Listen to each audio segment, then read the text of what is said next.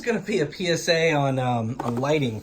In my game room, I've always struggled with trying to get the right amount of light. So being a basement, having these rafters, having the overhead bright lights on, it's either entirely too bright in here for kind of the bar game room activity you're looking for, or if I turn them off and go with like cafe lights or something, then it's too dark.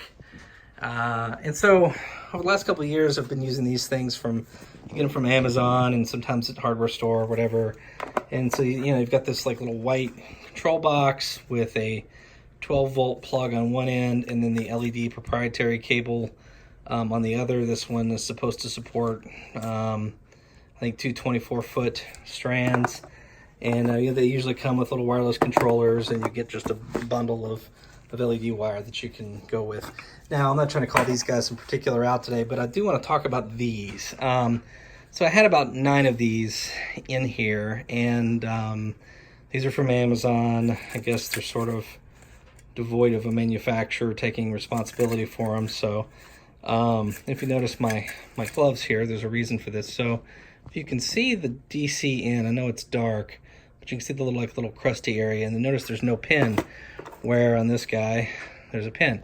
So the pin actually disappeared. It burned away.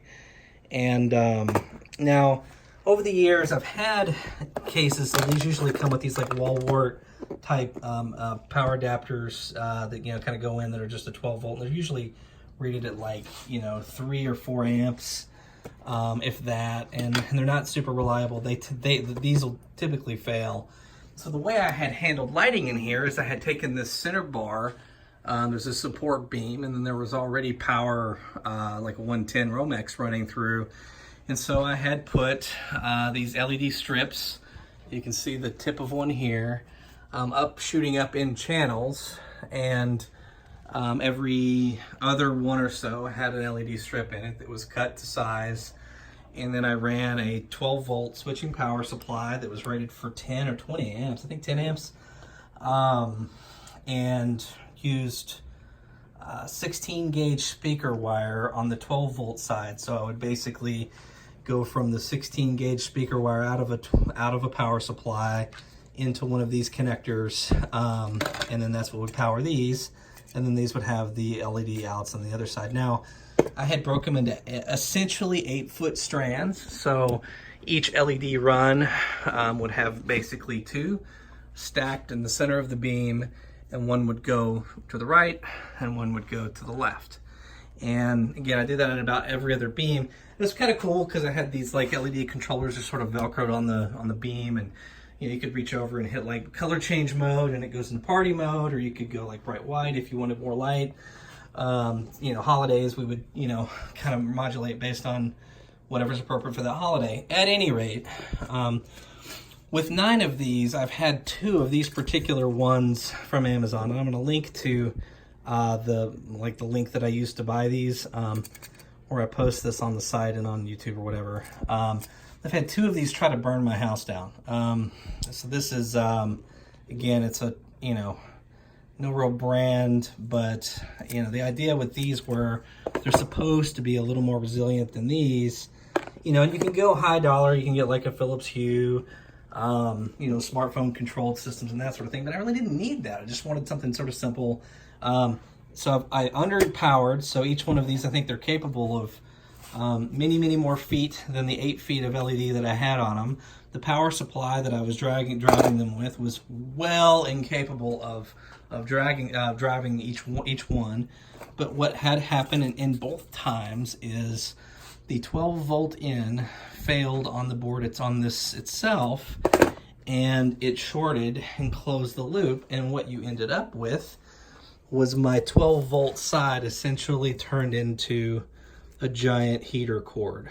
So, if you look at the embedded floor heating in a house, sometimes it's just coils with basically DC voltage running through and trying to modulate to try to keep the thing from burning itself down, but enough to be able to generate heat. Heating blankets works kind of the same way.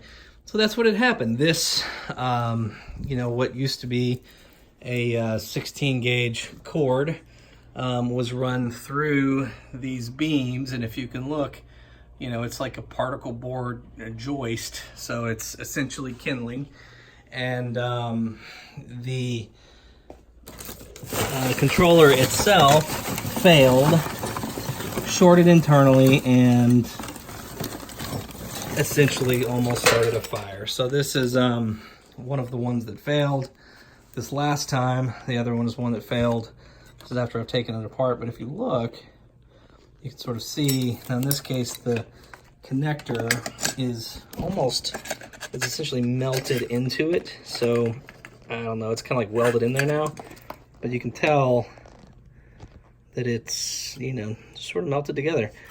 And yeah, and so the, you know, the LED side just started to heat and run, and just essentially turned the 12 volt side back from it into a giant heater coil. And it was smoking, and yeah, generally unsafe. So for now, because I've had 2 of these fail, and I don't necessarily feel like going back with a bunch of these little dudes, I have pulled out and have abandoned all of these, and as well as the strips of LED wire itself. Yeah, and I've basically just strung some cafe lights up, which, you know, Alexa, arcade lights down,